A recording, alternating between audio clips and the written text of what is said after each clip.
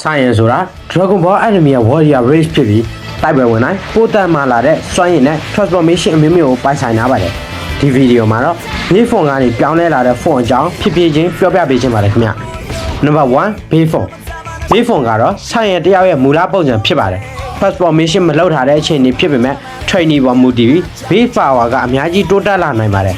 Dragon Ball Super အထိရောက်လာချိန်မှာတော့ Goku နဲ့ Vegeta တို့ရဲ့ဘေးဖုန်ကတော့အရင်ရဲ့ Super Saiyan level တွေထက်အများကြီးတက်မှလာခဲ့ပါတယ် Number 2 Kaioken Kaioken က transformation မဟုတ်ပဲတင်းခိုင်တင်မိခဲ့တဲ့ technique တစ်ခုဖြစ်ပါတယ်ဒီ technique ကကိုယ့်ရဲ့ speed power နဲ့အထက်ကိုအဆပေါင်းများစွာမြင့်တင်ပေးနိုင်ပါတယ်ဥပမာ Kaioken H2 Kaioken H10 Kaioken H20 ဆိုပြီးအသုံးပြုနိုင်ပေမဲ့ခန္ဓာကိုယ်ကိုအရန်ဖိအားပေးတဲ့အတွက်အချိန်ကြာအသုံးမပြုနိုင်ပါဘူးKaioken ရဲ့ side effect ကတော့ခန္ဓာကိုယ်ကိုအလွန်အမင်းဖိအားပေးတာပါအစတိုးပြီးအသုံးပြုလေလေခန္ဓာကိုယ်ထိခိုက်မှုကလည်းပိုပြီးပြင်းထန်လာပါတယ် Number 3 Super Saiyan SSJ Saiyan တွေရဲ့ evolution ထဲမှာပထမဆုံး legendary transformation ဖြစ်လာတော့ Super Saiyan ဖြစ်ပါတယ် Saiyan တွေကြားမှာနှစ်ပေါင်းများစွာဒဏ္ဍာရီလို့ပြောလာခဲ့တဲ့ font တစ်ခုဖြစ်ပြီးဒီ font ကိုပထမဆုံးရရှိခဲ့သူကတော့ Goku ဖြစ်ပါတယ် Frieza နဲ့တိုက်ပွဲအတွင်းမှာခူရီရဲ့အသက်ခံလာရပြီးသူ့ရဲ့ဒေါသဝမ်းနည်းမှုနဲ့အကန့်အသတ်မဲ့စိတ်ခံစားရတဲ့ကြောင့်ဂိုကူကပထမဆုံးစူပါဆိုင်ယန်ဖြစ်ပြောင်းလဲသွားခဲ့ပါတယ်ဒီဖုန်ရဲ့အဓိကလက္ခဏာကတော့သပင်အဝါရောင်စိတ်အောင်မျက်လုံးနဲ့ရွှေရောင်အော်ရာတို့ဖြစ်ပါတယ်ပါဝါအနေနဲ့ဘေးဖုန်ထက်အဆ5ချက်ကအထိတိုးမြင့်ပေးပါတယ် Number 4 Super Saiyan 2 SSJ2 Super Saiyan ကိုကြော်လွန်ပြီးထပ်မံ evolution ဖြစ်လာတဲ့ဖုန်ကတော့ Super Saiyan 2ပဲဖြစ်ပါတယ်ဒီဖုန်ပထမဆုံးပြသခဲ့သူကတော့ Gohan ဖြစ်ပြီးsecond အတွင်းမှာသူ့ရဲ့စိတ်ထဲအားနည်းချက်တွေကိုကြော်ဖြတ်ပြီး awakening ဖြစ်လာခဲ့တာပါ Android 60တည်ဆုံးသွားတဲ့အချိန်မှာ Gohan ရဲ့ဒေါသကအမြင့်ဆုံးအဆင့်ကိုရောက်ရှိခဲ့ပါပြီ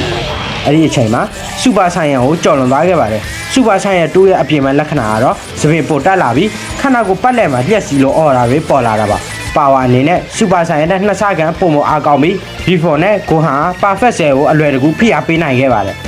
Number 5 Super Saiyan 3ဒီဖုန်ကိုဂိုကူကအာသာဝေါမှာနှစ်ပေါင်းများစွာ training လုပ်ခဲ့ပြီးမှရရှိခဲ့တာဖြစ်ပြီးအကိုပြန်လာတဲ့အချိန်မှာမာဂျီဘူးကိုရင်ဆိုင်ပြီးပထမဆုံးအချိန်ထုတ်ပြခဲ့ပါတယ် transformation လုပ်ချိန်မှာတော့သပင်ကအရန်ရှိလာပြီးမျက်ခုံးတွေပြသွားက aura ကလည်းအရန်ပြင်းထန်လာပါတယ်အဲ့ဒီဆန်ဟာ Dragon Ball တမိုင်းထဲမှာ iconic transformation တွေတဲကတစ်ခုအဖြစ်ယနေ့အထိလူသိများနေစေပါ power အရတော့ Super Saiyan 2 ထက်4ဆဘေးဖုန်ထက်အဆ400ခန့်အထိမြင့်တက်နိုင်ပါတယ်Number 6 Super Saiyan 4 Super Saiyan 4ကအခြား transformation တွေနဲ့မတူတဲ့ Saiyan ရဲ့မူလအရင်းမျိုးပြန်လည်အသုံးပြုထားတဲ့ form ဖြစ်ပါတယ်ဒီ form ကတော့ Dragon Ball GT မှာပထမဆုံးပေါ်ပေါက်လာတာဖြစ်ပြီး main timeline ခနူး form မဟုတ်ပေမဲ့ fan တွေကြားမှာအလွန်နာမည်ကြီးခဲ့တဲ့ transformation တစ်ခုဖြစ်ပါတယ် Super Saiyan 4ရရှိဖို့အတွက် Saiyan တွေဟာ Great Up Power ကိုထိန်းချုပ်နိုင်ရပါမယ် Goku က Golden Great Up အဖြစ်ပြောင်းလဲပြီးနောက်ကိုယ့်ရဲ့အတွင်းစိတ်ကိုထိန်းချုပ်နိုင်ခဲ့တဲ့အချိန်မှာ SSJ4 ကိုရရှိခဲ့ပါတယ်